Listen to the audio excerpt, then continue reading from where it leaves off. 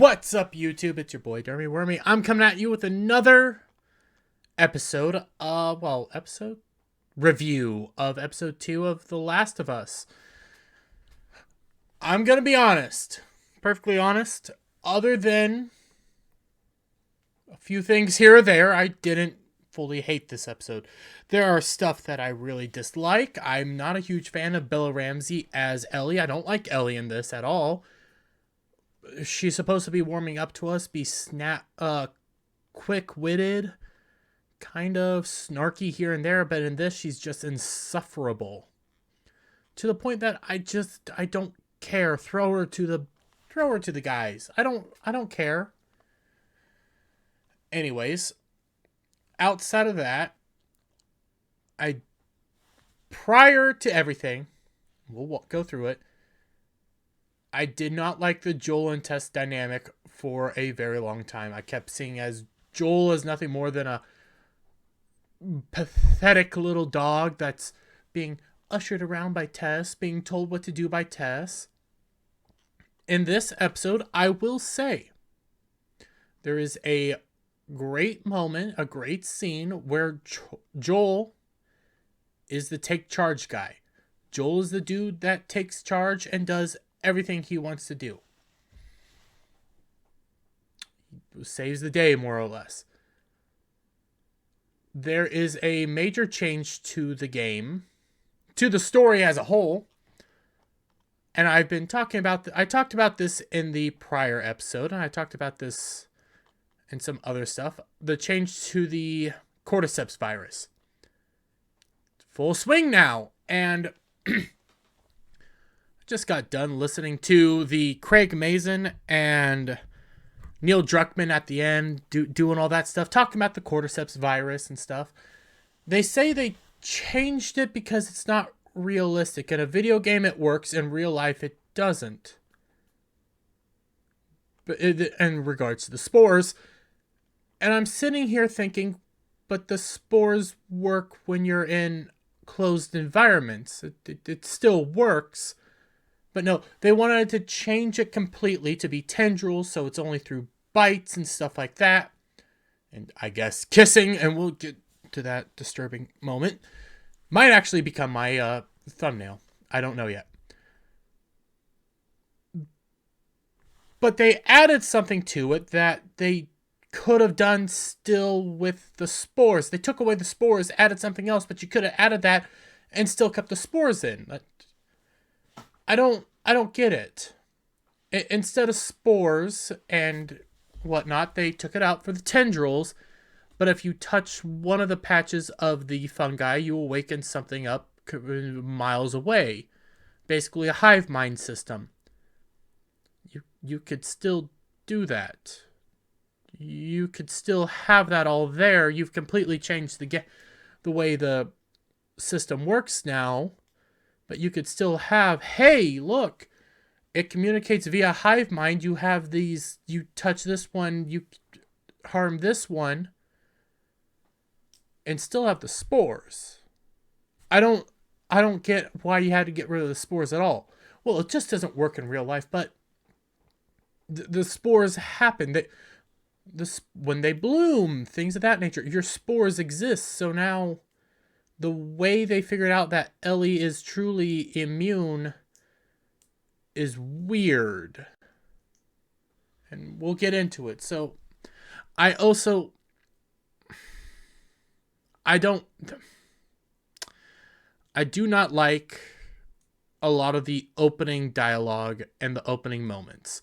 I get what they were trying to do, and what they're trying to do is justify like what the cordyceps is. What is this fungus? How did it get out? How is it affecting people and stuff? But I don't care. I want to deal with Joel and Ellie. That's what I want. And the entire beginning of this episode is a flashback to the past. And that's when we will be starting from there. We get this shot, and we are in Indonesia in 2003. Roughly September 24th, 2003. I believe this is just before the show actually starts. I need to go back and take a look. See some cars. They go into a diner, and a bunch of military men come in to grab this lady. And I'm honestly just going to shoot right through it. She's a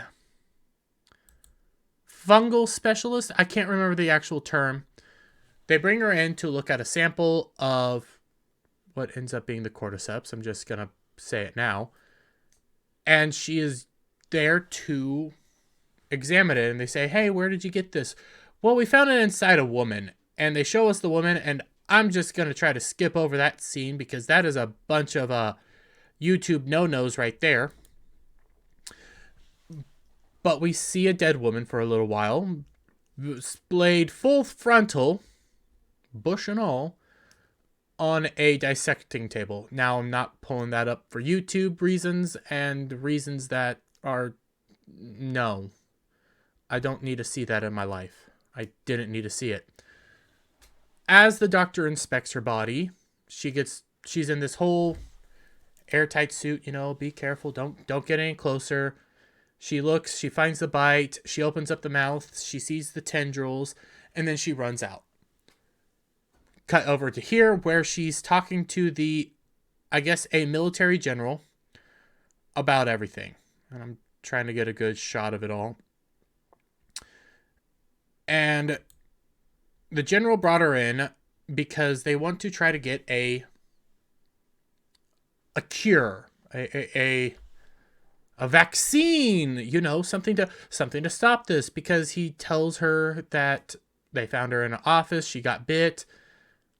She bit a couple of the other employees. They had to put them down. She got killed in the whole process. Then there are 14 employees still missing that might be bit. We don't know. And we need to find a cure so we can stop this from happening. She says, well, can't have a cure. What you're going to have to do is bomb the place. Bomb everybody. Kill us all. Because there's no cure. And there's parts of the scene that I like. I really like this part where she's sitting down. She's talking with the general. And she breaks down crying. Because, hey, she knows what this means. She realizes that, hey, it's all over. She just wants to go back and be with her family before everything dies. And I like that. I do. There's parts of this episode I like. There's parts of the first episode I like. But outside of this moment, for a solid 30 minutes or so, there's nothing going on. I'm bored. And we'll just move on with that. You get your intro. Don't really care. Then we open up on Ellie. Oh, sweet, sweet Bella Ramsey here. Who is just... There's moments where I like about her, but they're all outshadowed with how insufferable she is. She wakes up, sees Joel and Tess there, ready to basically just watching her as she's sleeping. Trying to get that shot just right. I might not be able to get it. Joel and Tess are there just watching her sleep because, at the end of the last episode, they find out that she's infected. They want to make sure that she's not going to change. Understandable. Not quite how the game works, but we're moving on. Bitter batter, can't say it. They talk back and forth. Basically, hey, I'm still me. I've been bit a while back. They've been testing me all this time. They want to get me here, here, and here. And I think, when was it exactly? Okay, yeah. They're going back and forth talking. And the person doing all the talking isn't Joel, it's Tess. Tess is doing all the talking. Tess is in charge. Tess is doing everything. Joel's just there with his gun ready to shoot if need be. I don't like that. Joel, I get it. They can interrogate her, but they should be doing it together. Instead, Joel's the one constantly being basically backseat through the first good chunk of this episode. Ultimately, Ellie says, hey, I have to go use the bathroom. Tess throws her a magazine saying, this is how, you're not in sick yet. You're not changing yet, so here's a magazine, go use the bathroom.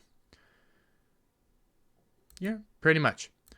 We cut back to Tess and Joel, and Joel's looking at his hand after he beat up the guard from last night, and Tess says, hey, it's broken. Is it broken? No, it's a hairline fracture. Everything will be okay. Not a whole lot comes back and forth. Granted, Joel wants to take her back to the QZ and say, just get on with it. Nobody has to know.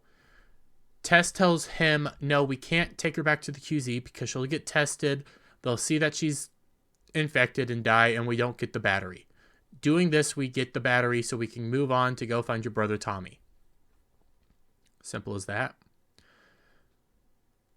Ellie comes back out and they decide to eat. Just going to skip all over that because they're eating. They had this nice sandwich. Cool. Tess comes in and starts interrogating Ellie again and says, why does Marlene and the Fireflies want you? Why? Why do they? Why do they want you? What purpose do you have for them? Why do they want to take you where they want to take you? Ellie basically breaks the rule Marlene told her not to break. Tells her everything. There's doctors across the country and out in the West. They want to use me to make a cure. Okay, simple enough. That's the rules. I just don't like how Tess is the one, being the gruff, demanding one, being the take charge, getting all the information they want. Honestly, there's so much here. Ultimately, they all decide to go together. They got to do this if they want that battery to go find Tommy. Okay. Now, I'm not gonna lie, you get a lot of scenery shots this episode. As I'm walking through this all, it's just scenery after scenery. We do get one moment where they find a crater and they go like, oh, is this where they bombed? Yes, this is where they bombed. To play off of the beginning when Doctor says, hey, bomb everything. They bombed everything. Every country decided to bomb everything. It didn't work. Okay. I mean, I'm pretty sure she suggested dropping nukes, but okay. They get here to a prior hotel, similar to some stuff in the game. We get a lot of scenes from the game, moments from the game. Bella Ramsey kind of ruins it for me, and just how they are walking constantly. I think I overshot it already. I might not have yet. A lot of the time through this moment, is Joel, who has the gun, is in the back, following Tess and Ellie. Normally, you're leading if you have the big gun, Everybody else has nothing on them right now, and he's just following. They're planning on getting through... they're planning on going through some stuff. No, it's not this hotel that they see. It's a later hotel. They plan on going through a hotel, get to the other side to get her to where she needs to be. Simple enough.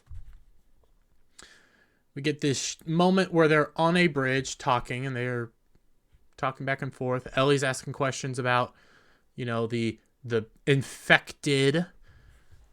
Asking questions. Hey, are they... How many have you guys dealt with? Have you seen any? Oh, well, yeah, we've seen stuff. They're not as crazy as they are inside, and they do a joke of, are there such a thing as super infected that blow up and spew spores everywhere? No, those are just stories talked about in the QZ.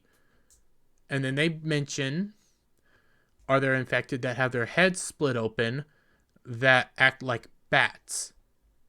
No response. Joel, again, following the whole time. Tess inquires about how did Ellie get infected? How did she get bit? Ellie tells her, hey, I broke into I think it was the carnival, the old mall or the old carnival. I can't remember. And Tess responds, "Oh, you mean the place that's boarded up and is told that you can never, ever, ever, ever go in there?" I'm not kidding. I might have added an ever on there, but yeah, she basically says, you know that, oh, that place that's boarded up that you're told never, ever, ever go in there. You could have just said boarded up, told not to go. Or the no-go spot. Places like something like that. You didn't have to say never, ever, ever. Ellie says, yeah. Tess said, did you do that alone? Ellie says, yes. But we already know, if you've played the DLC, if you know the DLC like I do, she didn't go in there alone. She had a girlfriend named Riley. Tess inquires, hey, are we going to have any family, any friends, or any boyfriends coming after you? Ellie responds, no, no, and no. I'm an orphan. Emphasis on that final no, because we already know that Ellie's Ellie's gay. Don't have a problem with that. I don't. I have a problem with how they treat the characters. Although that's in the games. Right now, I'm just annoyed with how Joel is constantly being the follower. We cut to the hotel where they're at, and yeah, a lot of this show looks pretty. Looks pretty. I'm going to point out something. I'm skipping over probably some dialogue, not ad-libbing it and saying it as fast as possible, but we've gone from, let's see, show starts at, we're 23 minutes in. I'm going to cut off 2 minutes or so. So 21 minutes in, nothing's happened. We get these pretty sights. Nothing's really happened. Talking, walking and talking. Joel being led around, walking and talking. Okay. Like I said, pretty shots. Tons of beautiful shots. Don't really care. Come inside. Ellie says, why are we here? We got to get through here to get you to where we need to go. Joel then walks into the water. Not very deep. Ellie says, hey, I can't go. I can't swim. We don't have pools up back in the QZ, so how am I supposed to get across? And Joel just starts walking across, showing that it's not really deep. Ellie's there having fun, doing her thing, and my God. You know what? Screw it. Nah. I might use this for my thumbnail. I'm gonna do that real quick, because my God, that face, that is a face. And there we go. Sorry, I'm taking that from my thumbnail. Screenshot's done. Okay, moving on. She does some bitter banter. She starts playing around, but why? She starts trying to endear herself to the audience, endear herself to Joel, because again, she's only 13. She's not very old. She starts pretending like she's checking in and stuff and having fun. When she moves a cart, a skeleton drops down. Joel's ready to shoot, and it's already dead. Yeah, because you weren't following orders and following them. I get it. You're trying to be cute, trying to have some fun, just being annoying there. Also, she says the F word way too much. They get up to the 10th floor because they specify they just walked up 10 flights of stairs. Tess, in this scene that I'm sorry that is all blurry, but it's going to be, says, my God, that was hard. Ellie responds with, it wasn't that bad. Tess says, hey, we tried doing this with our 10-year-old, our knees. They come to a hallway that's blocked off. They said, hey, it hasn't been this way before. Granted, they haven't been here for a while. The place is falling down. Maintenance isn't there anymore. Obviously, nature's taking over again. Okay. They're blocked off. Can't go anywhere. So the plan is to have Tess climb over the rubble, get through, open up one of the doors so they can get out. Okay, simple enough. I'm speeding through this because this is pretty much what happened. Tess gets over. Joel and Ellie sit down and they start talking. And the scene could have done well, but what kept happening was weird. Each person in this discussion, both Joel and Ellie, it's a moment for them to try to open up to each other a little bit. You don't have to get super personal or anything like that. Just talk to each other. What we started getting was Ellie would ask a question. Joel would basically kind of come back either not very responsive, saying pass or stuff, but in a very aggressive manner. Okay? Then Joel would ask a question, and Ellie would come back with maybe answering the question a little bit, but in a very aggressive manner. You're telling me that you two are both trying to open up a little bit here, trying to do a dialogue here, but you go from, so where are you from? Pass. Why are you doing in Boston? Pass. Then Joel going like, so where are you from? I was in an orphanage. The other word, just they start, maybe coming to the question nicely, and then the other one would respond harshly. But it was back and forth, being like, okay, you two are trying to talk, but each one of you starts off soft and then comes back aggressively. Why? I get it. One of you doesn't want to open up, but the other one, it doesn't feel natural. That's what I'm trying to get at. Once you start trying to talk more softly and calmly to the other party, you would expect the other party that started the conversation off all soft and calm would also respond in kind. It just doesn't feel natural. And we get some information. We find out that Tess is from Michigan. Joel's from Texas, has always been. We don't get the definitive answer on if Joel and Tess are together, but we pretty much had that answer last episode. So, yeah, Ellie just doesn't know. Joel learns that she's been in school, knows some things, but not everything. Yeah, whatever.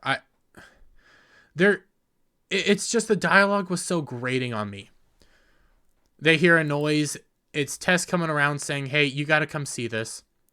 Get this nice, again, tons of great scenery shots. But they come out and they get a shot of a bunch of infected laying down, unable to, just laying there in the sun. Well, not in the sun, because the moment they see the sun, they all move. This is when we get the first major change acknowledged by the infection, like how it's really changed. They're a hive mind now. They weren't really a hive mind before, but they're a hive mind now. So one touch, they all hear you. They all feel it. Okay. You then have a discussion about, as I said prior, they talk about, yeah, and the fungus grows underground and stuff. And if you step on a patch of it, you can awake an entire army miles away and they'll know exactly where you are. So you have to be careful. Okay. Change to the whole system, change to the whole virus. Again, you could have changed that. You could have added that. That could have been cool. But you took something away that kind of changed how they learn how Ellie's not infected. How she truly is immune. And that's how she can walk through spores without a gas mask. You've just changed the dynamic all over. It is what it is. I can't go back and change anything. Though they say they have to go a different way, so they decide to go through the museum. Cool, the museum. I believe this was in the game. It's been a little while. They see that, hey, the museum's here. They need to be careful because now they've completely changed the cordyceps, so they have to be very careful on where they step, what they do, and everything like that. They see it's all covered in fungi, and instead of needing gas masks, they don't put them on. So to test out if the hive is alive, they decide to, thinking about this now brings up a problem, because they took a major risk.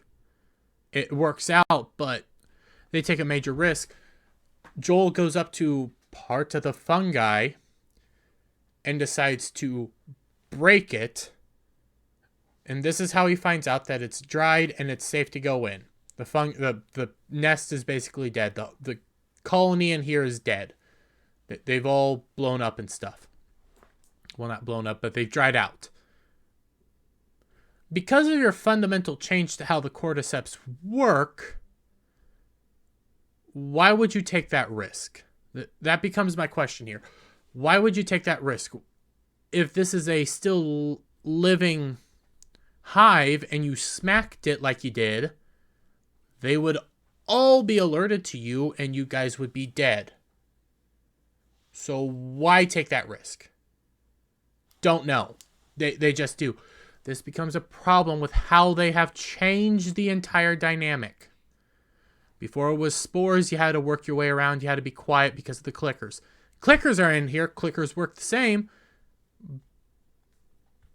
But now you have a hive mind you have to contend with. They get inside. Ellie doesn't get a gun. Okay, walking around, checking the place out. Simple enough. Ellie comes upon a room filled with some of the dead guys already, trying to get a good shot of it. You know, dead, infected. Bloom, dried out, just dead. They then turn the corner where Ellie finds another dead dude. Relatively fresh dead dude, all torn up, scraped up, scratched up, dead. Dead. I think partially bitten, but too dead to get infected, I guess. Ellie asks what could have done this, and that's when you get the acknowledgement that, hey, there's clickers here. So, I do like this part. 100% I like this scene till the end of this whole museum run. I like, because guess what?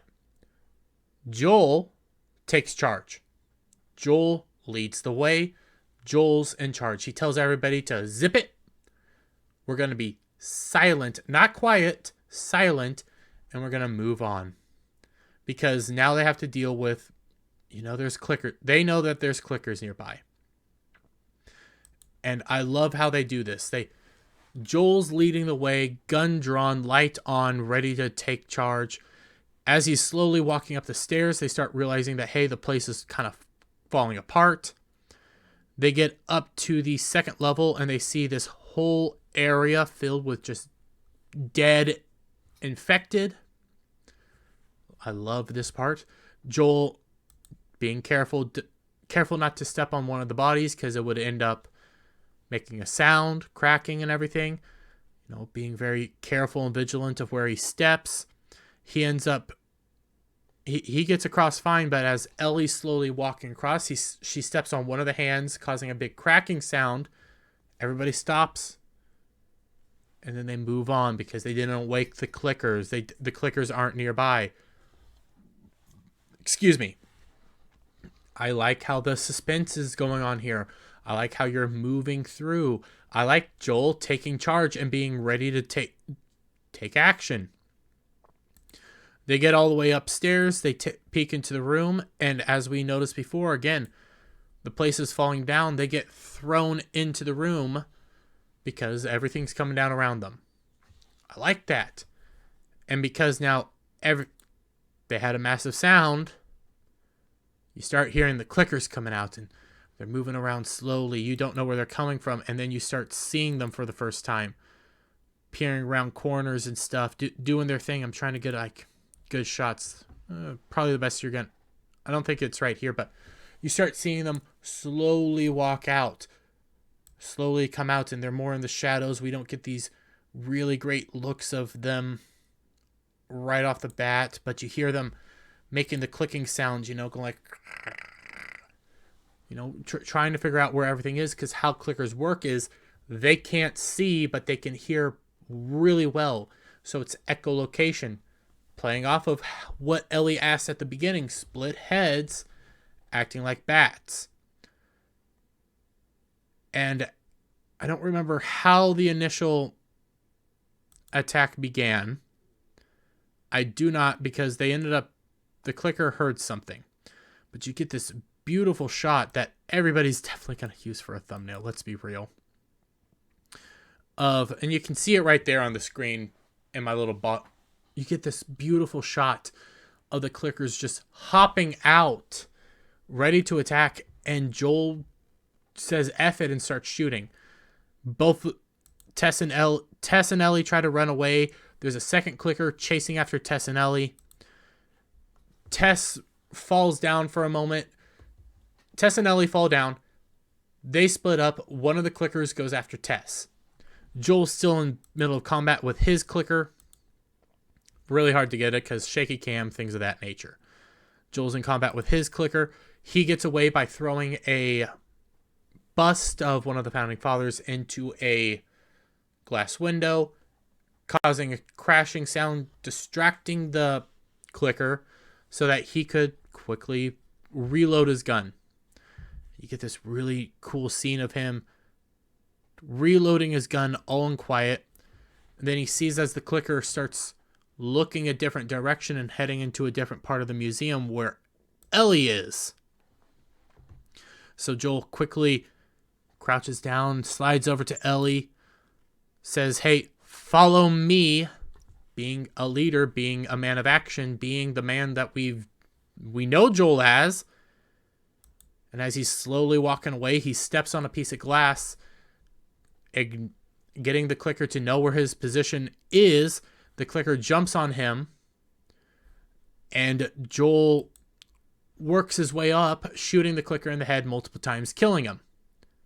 Well, Joel caused loud bang. You get the second clicker coming straight at Joel. Tess comes around the corner. You already see it right now. Tess hits the clicker in the back of the head with a hatchet. Clicker gets all stunned and stuff, turns around, about to attack Tess, and Joel just blasts it. Completely decimates it. Everything's good now. They managed to get out.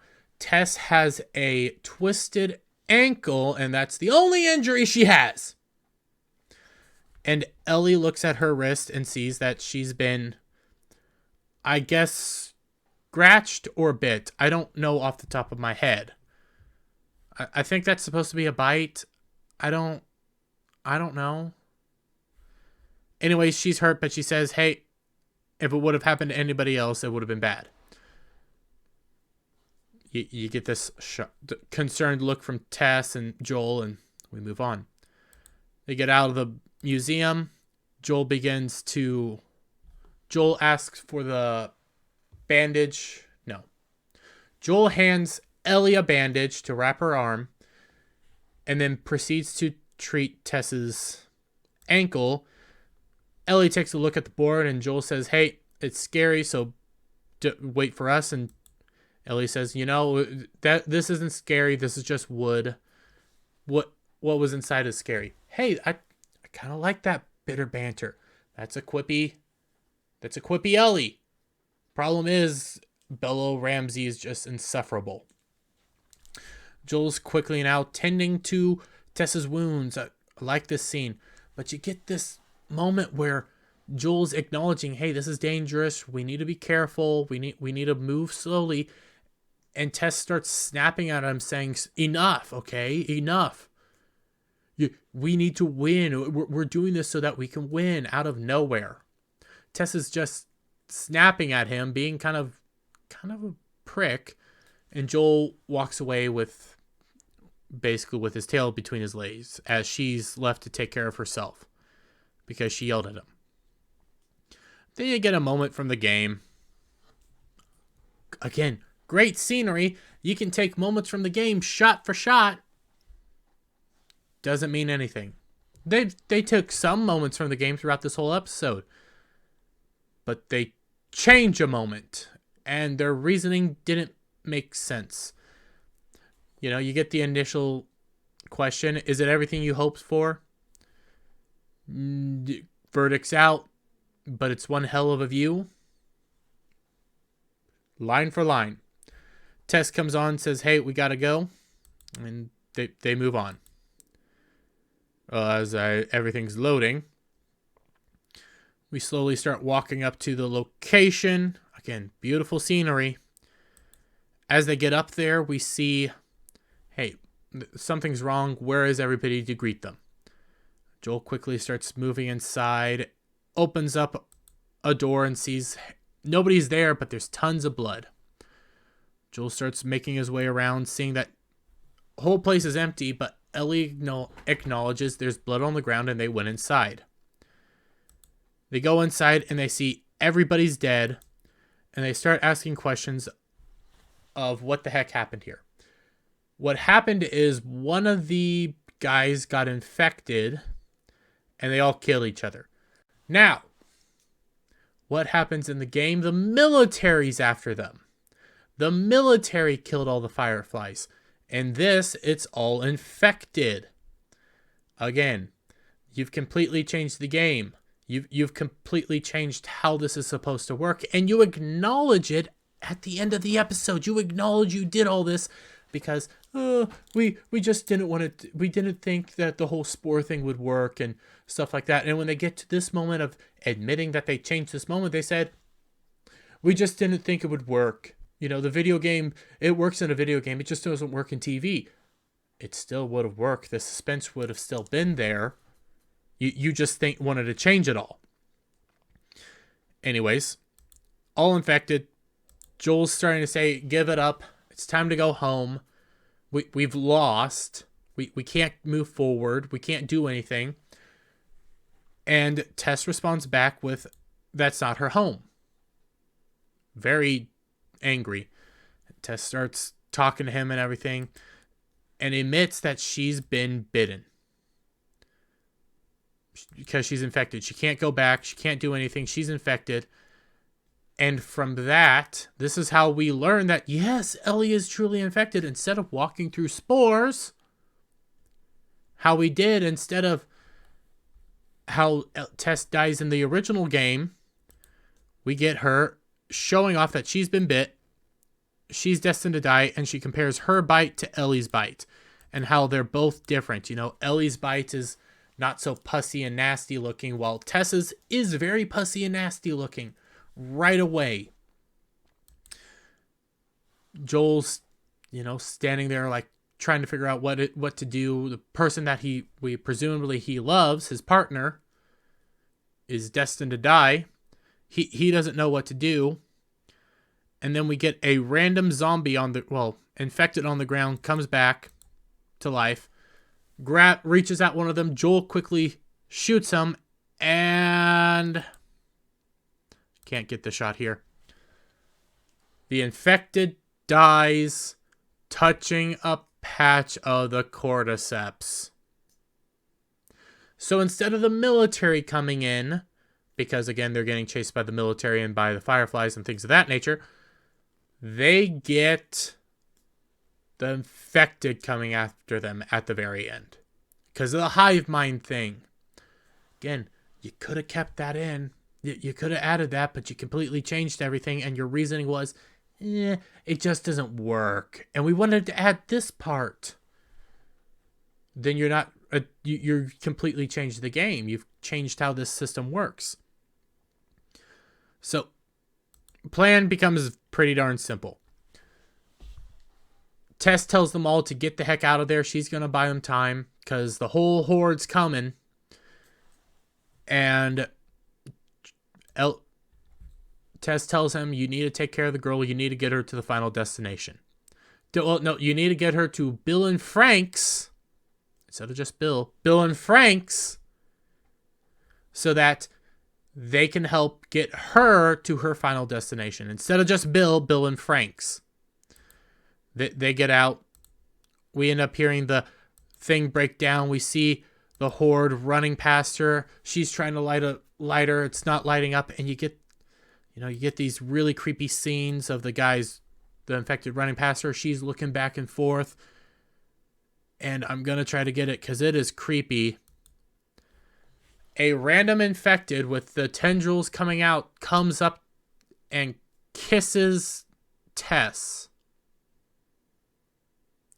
And she dies by sacrificing herself and finally getting the lighter lit after the infected has kissed her and the tendrils are in her mouth. Instead of dying somewhat a violent way, this is how she dies, sacrificing herself. And it's a creepy scene because you can see the tendrils coming out of its mouth as it slowly makes its way up to make out with Tess. Like, it's creepy. You end up seeing the place go up in flames, Ellie's eyes lit, Joel's there, and they just walk off and the episode's over. All in all, okay, verdict for this episode. I was bored. You changed how the cordyceps work. Admit to it at the end because you think it doesn't work, that it shouldn't be able to work that way in real life, but it works fine in a game, but not in real life, even though the game has more realistic stuff to it than the show. And it makes sense if you have a bunch of spores in close proximities like they were in the game. You changed it all to change your entire ending. Instead of being the military, it's zombies. You could have still added this whole hive mind thing and it still would have worked if you just kept the spores. It doesn't make sense not to have them. Anyways, Joel being led around, didn't like it. How Tess dies this way versus before, all in all, I really liked the moment in the museum. I thought that was a cool moment. I liked how Joel took charge, and I liked the look of the clickers. Episode was actually fairly decent. I did like this episode. I still think the game's so much better than the show. This is a decent episode. Now then, real question then comes down to next week. I believe next week will be the proving ground for this show. It will be the make it or break it episode. Because the next week is Bill's episode, where we have a whole episode, as the reviewers have said, dedicated solely to Bill flashbacks. Solely to Bill flashbacks, and it's all about Bill meeting Frank. And Joel and Ellie are practically side characters in their own episode. That will be the proving ground for the show. If it survives past that, I think season 1 will be decent. Season 2 is where everything I'm planning on going is just going to jump the shark immediately. Because if you've played the game, you know exactly what's going to happen. Spoiler alert, Joel dies in a very embarrassing and brutal fashion. Because Neil Druckmann wanted him to. All that being said, guys, if you liked the video, give it a thumbs up, share it out with your friends, hit that subscribe button, hit that notification bell for every time I put out a new video and go live, and I will see you guys on the next one. Bye for now.